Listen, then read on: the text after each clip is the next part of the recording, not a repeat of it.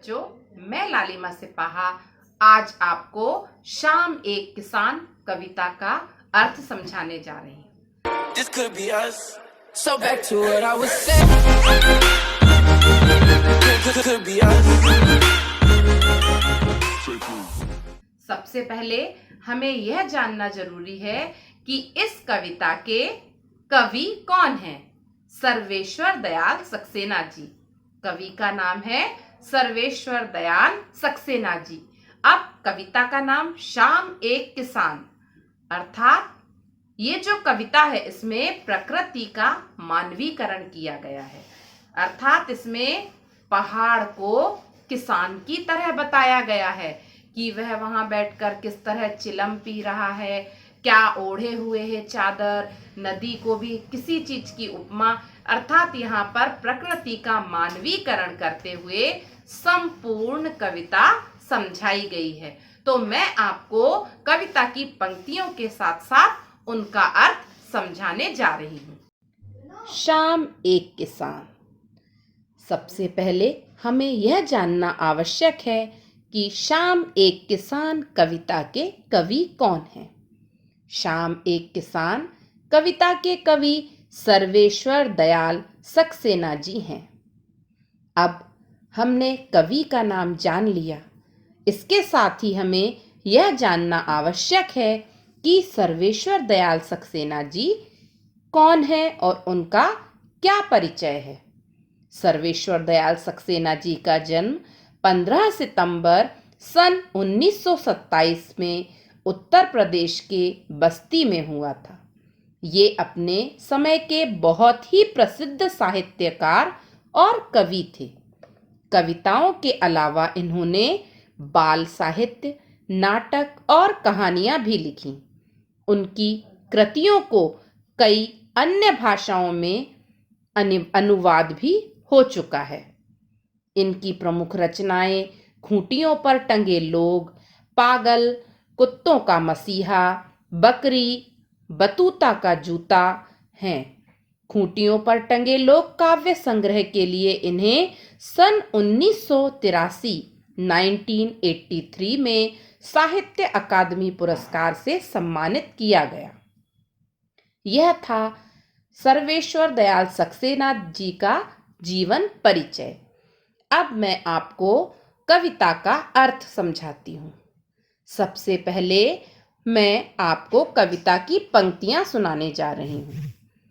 प्रथम पंक्ति है, आकाश का साफा बांधकर सूरज की चिलम खींचता बैठा है पहाड़, घुटनों पर पड़ी है नदी चादर सी।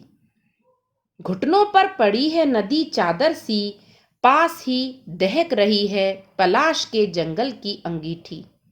अंधकार दूर पूर्व में सिमटा बैठा है भेड़ों के गल्ले सा।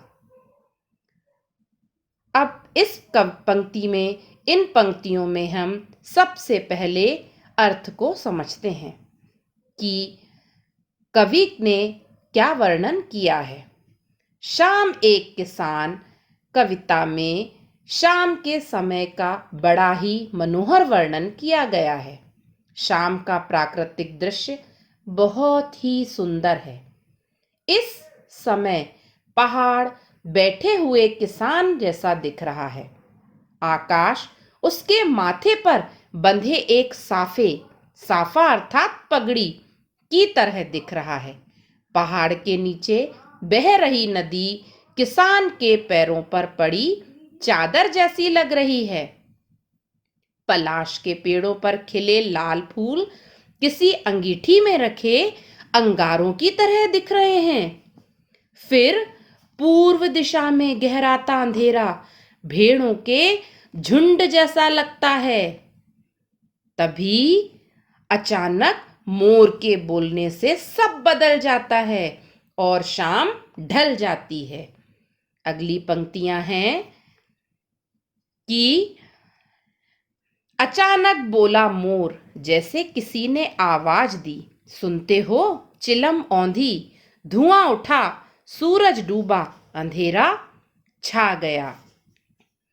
अब हम इन पंक्तियों का अर्थ समझेंगे कि आखिर क्या होता है? सबसे पहले हम पूर्व में जो पंक्तियां मैंने आपको समझाई उनका अर्थ एक बार पुनः देखते हैं कि शाम के समय पहाड़ किसी बैठे हुए किसान की तरह दिख रहा है और आसमान उसके सिर पर रखी किसी पगड़ी की तरह दिख रहा है।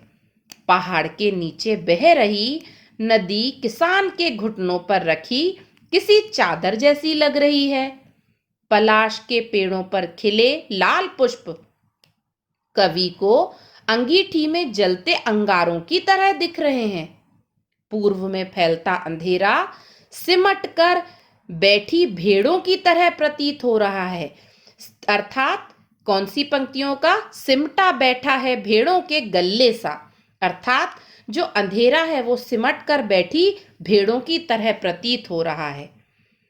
पश्चिम दिशा में मौजूद सूरज चिलम पर रखी आग की तरह लग रहा है।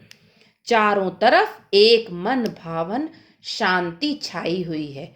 अर्थात यहाँ पर प्रकृति का मानवीकरण किया गया है। आगे की पंक्तियां देखते हैं हम। अचानक बोला मोर जैसे किसी ने आवाज दी, सुनते हो? चिलम औंधी, धुआं उठा, सूरज डूबा, अंधेरा छा गया। शाम एक किसान में अब इन पंक्तियों का जो अर्थ बताया गया है वह समझिए कि चारों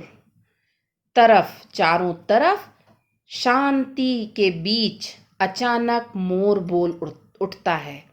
मोर बोल पड़ता है मानो कोई पुकार रहा हो, सुनते हो? फिर सारा दृश्य किसी घटना में बदल जाता है। जैसे सूरज की चिलम किसी ने उलट दी हो, जलती आग बुझने लगी हो और धुआं उठने लगा हो। असल में अब सूरज डूब रहा है और चारों तरफ अंधेरा छाने लगा है।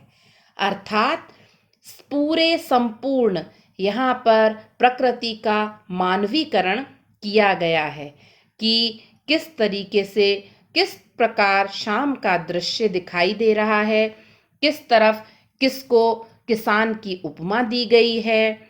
नदी को पहाड़, नदी आदि विभिन्न उपमाओं के साथ संपूर्ण कविता का मानवीकरण कवि ने किया है। इस प्रकार से हम इस कविता के माध्यम से शाम को किसान के रूप में समझने का हमने प्रयास किया है और शाम के दृश्य का बड़ा ही मन भावन चित्रण किया गया है। और ऐसा लग रहा है कि सर्वेश्वर दयाल सक्सेना जी ने अपनी कविता शाम एक किसान के इस पद्यांश में शाम के मनोहर सन्नाटे के भंग होने का वर्णन किया है। इस प्रकार से अभी मैंने आपको दोनों पहले प्रथम पद में जो पंक्तियां थी उनका और दूसरे में जो पंक्तियां थी उनका अर्थ समझाया। यदि आपको यह कविता का अर्थ पसंद आया हो तो आप कविता को लाइक, शेयर और सब्सक्राइब करना ना भूलें।